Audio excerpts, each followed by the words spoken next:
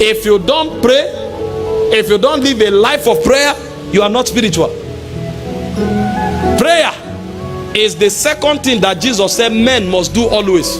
Number one, he said we should eat every word that proceeds from the mouth of God. Matthew 4 verse 4.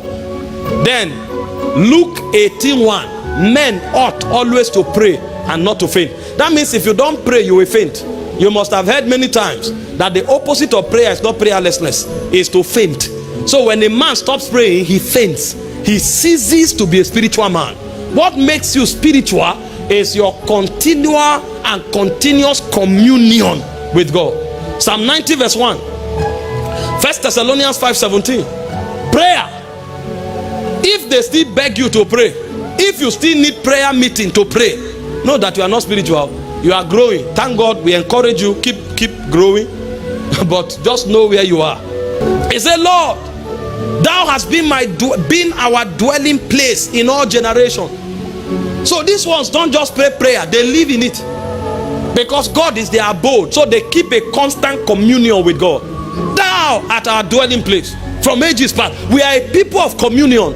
We are a people of intimacy with God. Our greatest strength and capacity is our weight on the altar. It's our prayer that makes us who we are. If we don't pray, we can't hear God. If we don't pray, we have no direction. If we don't pray, we are not empowered to confront with the attacks of this life. If we don't pray, we cannot manifest the glory of God.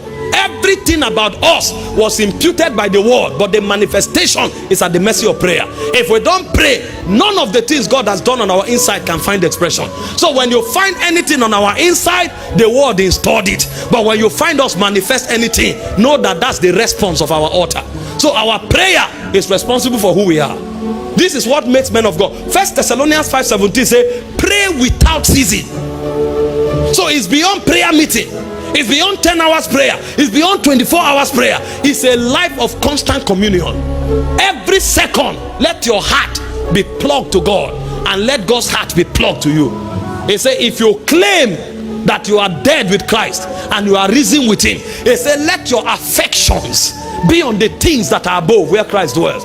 So when you find men of prayer, yes, they pray in prayer meetings. Yes, they pray for hours, 5 hours, 7 hours. Those are the exercises of the spirit. But when you find a spiritual man, he's always in communion. He can be driving his fuse to God. He's baiting his fuse to God. He's lying down talking to you. He has snapped. The next minute you see him communing. Traffic is high. Traffic. He's writing what God told him. He's just spontaneous with the Holy Ghost. But you can't get there until you have mastered how to stay plugged with God.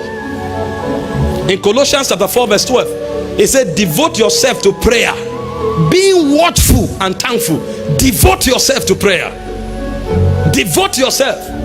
It's a call for every man of God. Every man of God is a man of prayer. Every spiritual man. The apostle said it's not meet for us to give ourselves to tables. Acts 6 verse 4, he said we'll give ourselves to prayer. See, most of us hate prayer. Everyone began by hating prayer. It's not easy to talk to a spirit.